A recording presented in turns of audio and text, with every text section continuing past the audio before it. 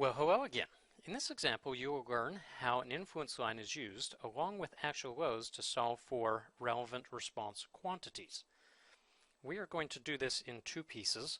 First thing we're going to do is develop the influence lines for these four responses: the moment at point B, the shear just to the left and just to the right at point B, and also the reaction at D. Then we will come back when we will use those influence lines to be able to solve for these response quantities due to the applied load that you are seeing on the beam itself. So first order business, let's get the influence lines put together. So moment at B, we'll have units of feet. This is all about sketching deflected shapes.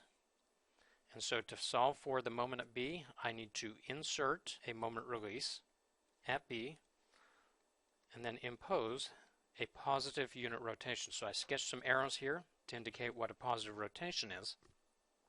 However, before I sketch the deflected shape, I want to make sure I know what my support conditions are actually telling me. I do know that at point B it cannot move up and down, so I'm going to sketch in that it's a zero displacement there. At D it can't move up and down. At A it can't move up and down. Well, notice if I can't break or bend any of the members, that means segment AB has got to be connected like this. Now I'm prepared to impose the unit rotation, so member BC has got to rotate clockwise as indicated by the arrow, and that would then finish us out here. We get the magnitude of this moment by understanding that we've got this unit rotation, and using small angle theory we take 12 feet times the rotation, which is 1. That'll give me that negative 12. We then want to get the influence line for the shear just to the left of point B. That means I will insert a shear release just to the left of point B. I've been very careful in the way I sketched this for you. I will sketch a positive shear couple on here because we will need to impose a positive unit displacement. But before I can do that, I've got to make sure I know what my support conditions are telling me. Point A can rotate, but it can't move up and down due to its support. Point B cannot move up and down, and point D cannot move up and down. So what that means is just to the left of point B, that must move down a total of 1. I can connect those dots. Slope cannot change until it reaches a moment release, which means that the slope just to the left of the shear release and the slope just to the right must be the same, so I'm going to go ahead and sketch those as the same slope. Now that I'm at a moment release at point C, I can bring it back up. We then need to get the magnitudes here, and I'm going to do that using similar triangles. I know that this is going to be 1 over 16. All I did was I took that vertical dimension, divided by that. I'm just getting that slope. And so as such, I know that that's going to be 1 over 16. And if you do that over 12 feet, you can very quickly solve for this as being negative 0.75. Next we will get the shear influence line just to the right at B. Notice I'm going to insert the shear release just to the right at B, sketch a positive shear couple on that, and then see what my support conditions are telling me. 0 displacement at A, 0 displacement at B, 0 displacement at D. Out of necessity, since members can't bend or break, AB must be horizontal. Now I can go ahead and impose the displacement, but recognizing that slope cannot change on either side of a shear release, which means that just to the right, that has got to be positive 1, but have a 0 slope. Now slope can change at point C because of the moment release, so this could bring me back down to 0 over here. The final influence line I need is that for RDY, which says I impose a positive unit displacement here, but I'm not going to sketch the deflected shape until I see what my support conditions tell me. The movement at A is 0, the movement at B is 0, the movement at D was that 1. Let's go ahead and sketch this across. Now I have seen many times people being tempted to just go ahead and sketch like this, but you notice what that would have done? That would have bent the member over support B. So that is not correct. Rather, you continue that. The only time you can change slope is whenever you hit a moment release.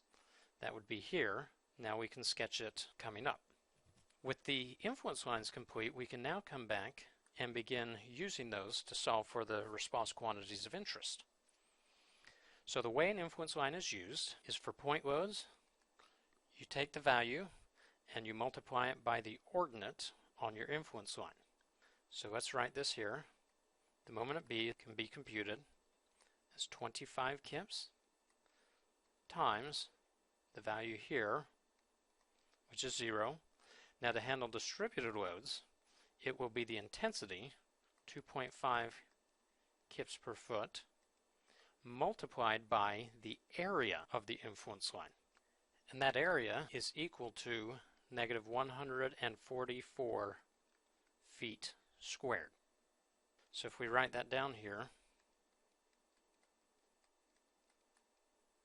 negative 144 feet squared, this will work out to be negative 360. Now take a look at the units on this. That foot cancels out with the squared, and this becomes kip feet, which is an appropriate set of units for moment. Moving right along, get the shear just to the left.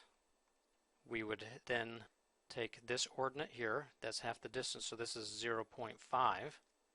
And then we would also need the area under here, and you could compute that out, and it would work out to be negative 9 feet. Now think about that. This has no units, but this does have units of feet, and so the area of that, although strange to you, has an area of negative 9 feet. So I would get 25 kips multiplied by negative 0.5 plus negative 9 feet, that's the area, times the intensity, 2.5 kips per foot. And if you work that out, it works out to be negative 35 kips, which is the correct units for shear. And that's the beauty of the units as they play out right here. To get the shear to the right, it'll be 25 kips times 0 plus 2.5 kips per foot times 18 feet, and that will equal 45 kips. Recognizing I've already put the areas up here on that influence line. And for RDY, 25 kips times 0 plus 2.5 kips per foot times 0 plus 2.5 kips per foot times 6, and that will work out to be 15 kips. So we've seen the process demonstrated for numerous responses and numerous influence lines. That concludes this example. As always, it's a beautiful day to study structure.